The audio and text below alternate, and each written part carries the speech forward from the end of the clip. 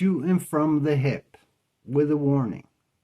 Hi friends, it's Adam, the crippled cannabis cowboy.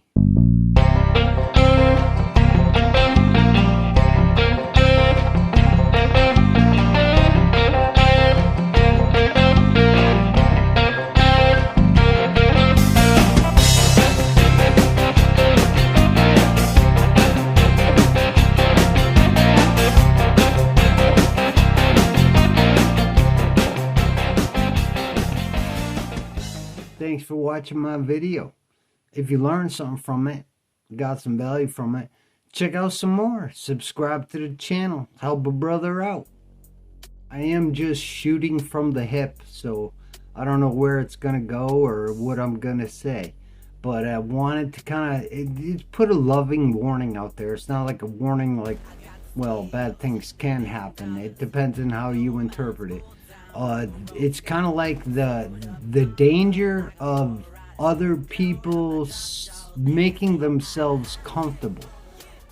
There's nothing wrong with that. However, that might not mix with someone who's sick. I'm saying this because I've learned when you look at, like, say, doctors, for example, you have to remember these are different people from you. They have different experiences. They got families, they got kids, they got, you know, an entirely different life than me. I'll speak like out of my own pants. So I can't, it wouldn't be right. The reason why is because what if one day they're like, fuck this. I wouldn't know. You know, it's not like they don't care. They do care, but it can't be in the way of their life. That's kind of what I'm noticing for myself, is I can't be in the way of other people making decisions to improve their quality of life.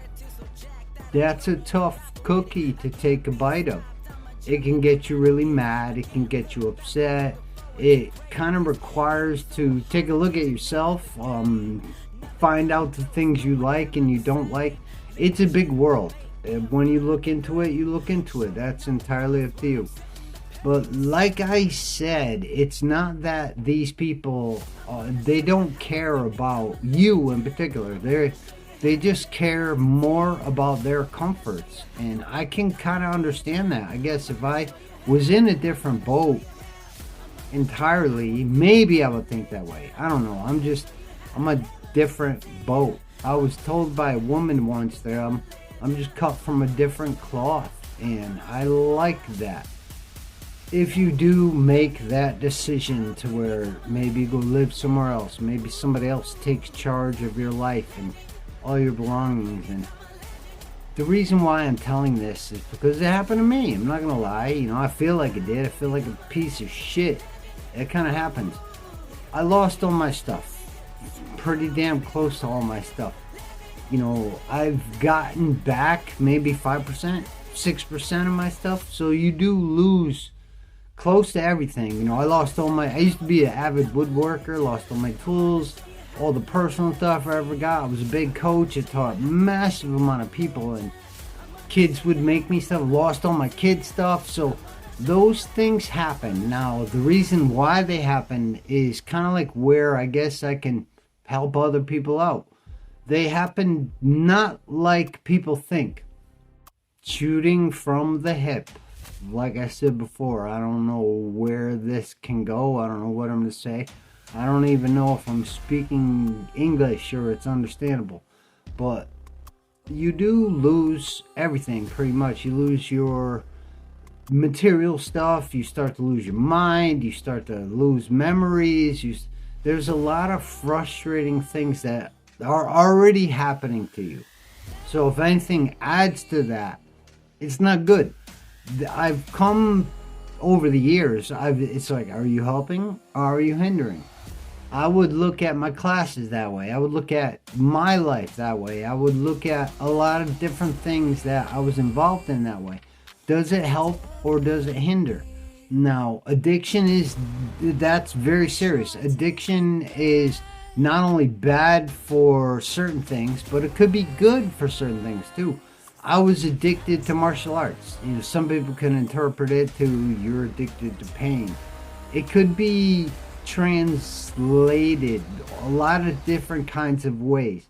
I personally don't think I was addicted to pain. I think I was addicted more to, you know, movement, adventure, journeys, those kind of things. They have a deep addiction in me.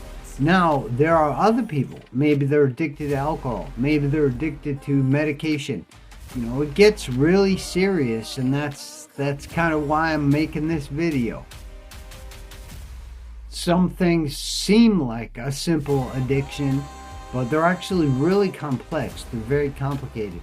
I know, and you know, I know I'm going to get in a certain amount of trouble for even saying stuff like this, but it's because of addictions that I lost all my stuff. It had nothing to do with me. I have my own addictions. You know, I get my fix all the time. Other people's addictions, my mistake is what I'm thinking. It's kind of like how I deal with it. It's my own mistake. It's nobody else's fault. That's a big help. Look at things like self-fault, sort of, is what I'm sort of trying to say. It's not like blame yourself. It's really weird. I don't blame myself, but then again, I don't blame other people. Do things your own way. You know, I'm just here maybe to try to help somebody out.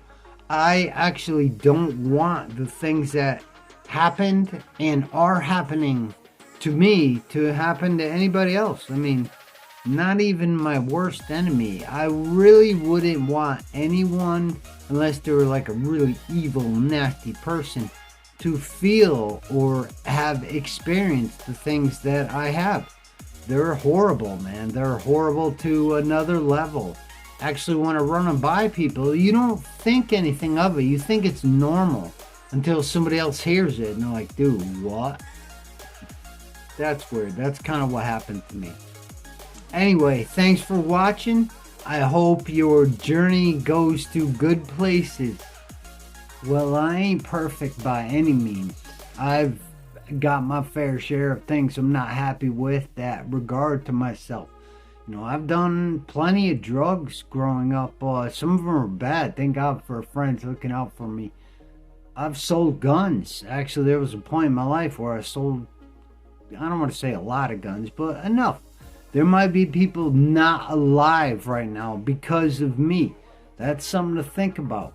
You know, I've mistreated people. I've mistreated animals.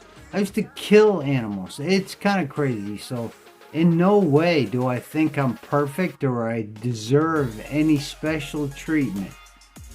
I don't know where my journey's gonna bring me, but you know, I'm a stand-up guy. I have a lot of courage. I am not afraid of anything. I just don't understand that fear thing. I did plan A. It didn't work. I did plan B. It didn't work. Now it's time for plan C.